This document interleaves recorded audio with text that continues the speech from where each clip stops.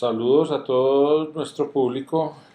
Vamos a hablar hoy en esta microclase de cáncer de mama y específicamente vamos a tocar el tema de tamizaje.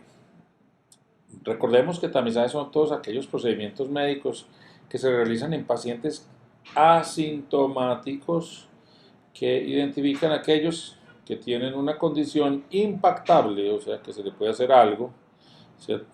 Para disminuir la morbimortalidad. O sea, las palabras operativas en tamizaje son asintomáticos, procedimientos que puedan servir para algo y que finalmente tienen un fin. El fin es muy específico, disminuir la morbimortalidad. No todos los procedimientos médicos son de tamizaje, no todos los procedimientos médicos que se hacen en pacientes asintomáticos satisfacen pues, el criterio de tamizaje.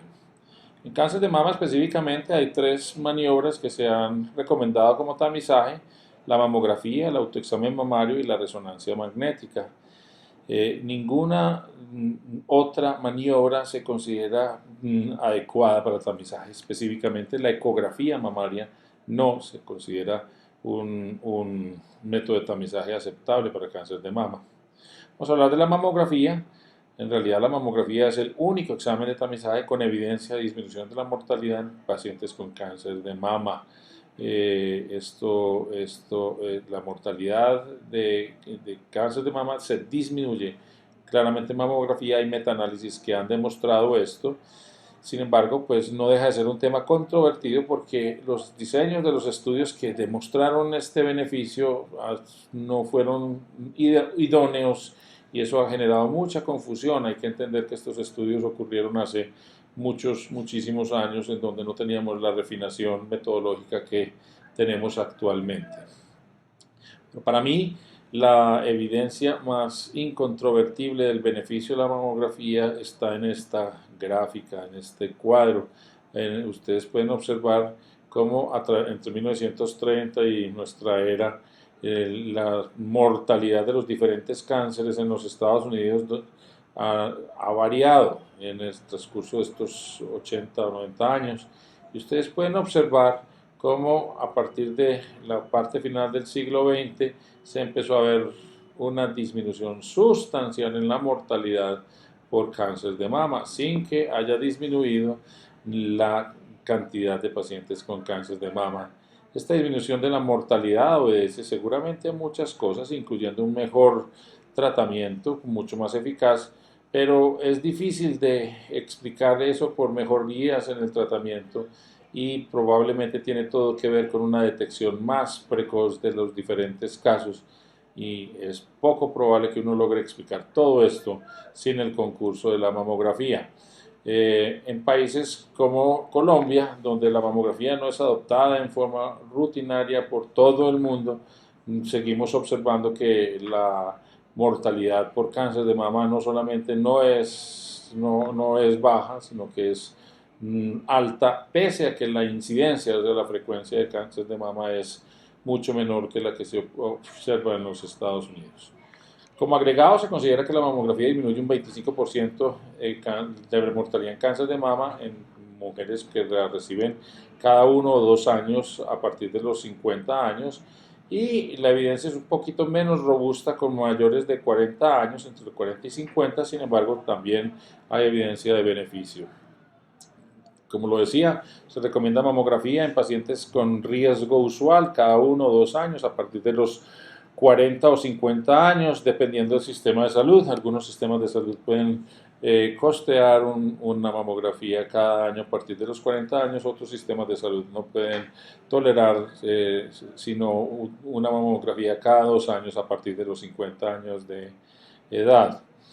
En mi práctica individual prefiero pues iniciar a los 40 y cada año.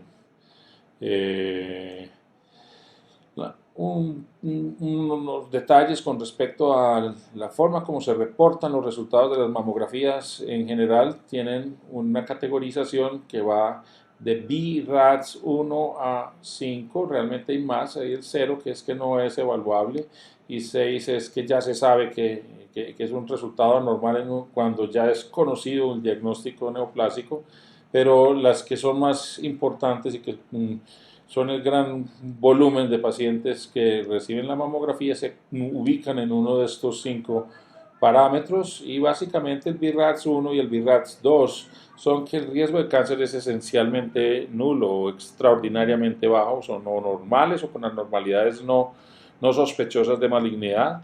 El BRAF 3 son anormalidades que pueden ser asociadas a malignidad, pero con una probabilidad muy baja, como del 2%. El BRAF 4 es sospechoso, cuando hasta un tercio de los pacientes cuando se estudian, tienen cáncer de mama, y el BRAF 5 es que la normalidad es tan sospechoso que es prácticamente impensable que no vaya a ser cáncer de mama.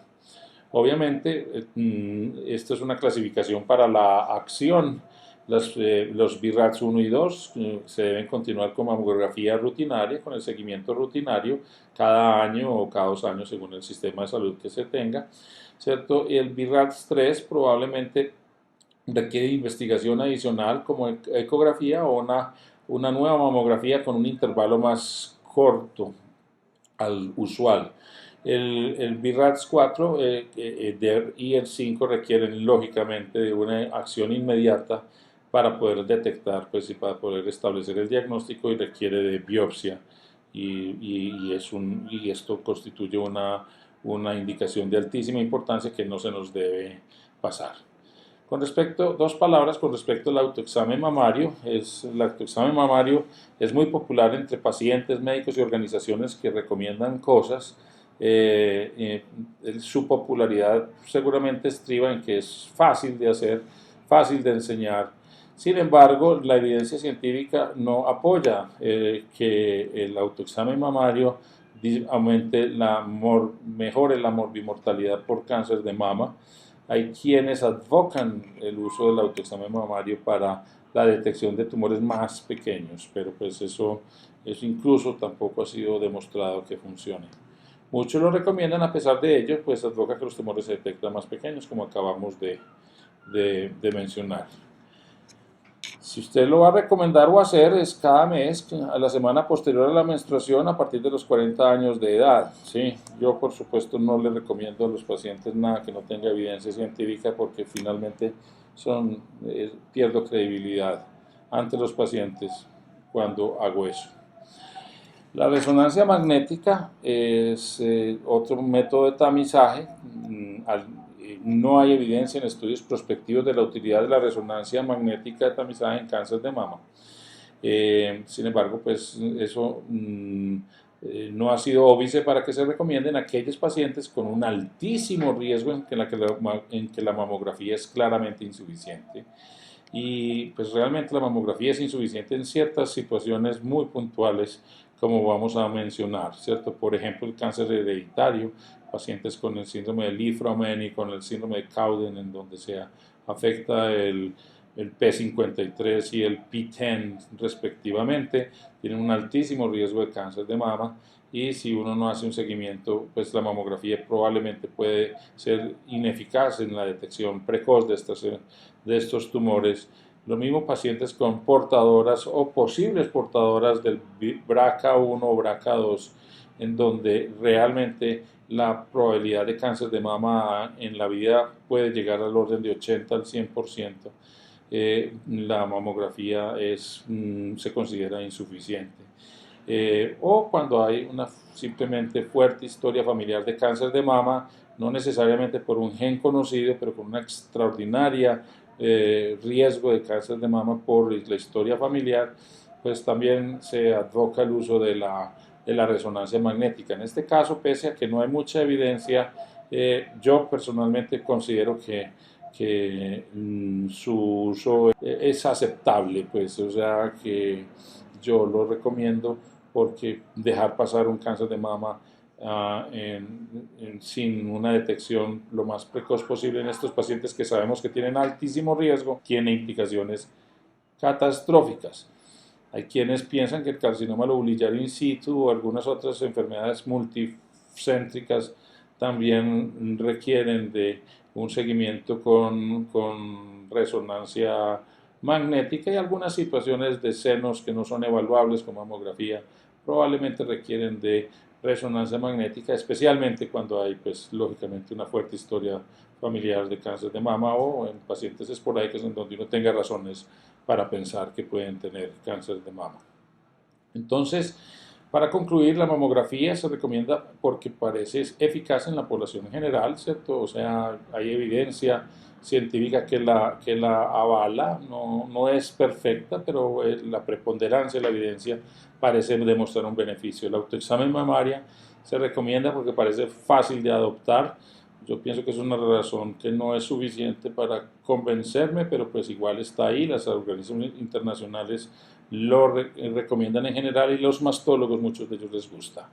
Y la resonancia magnética se recomienda cuando lo establecido, como la mamografía, es insuficiente, claramente en pacientes portadoras o posibles portadoras de BRCA, que son las que más frecuentemente vemos, otros síndromes genéticos que se asocian a cáncer de mama. Con esto terminamos este aparte. Muchísimas gracias por su atención.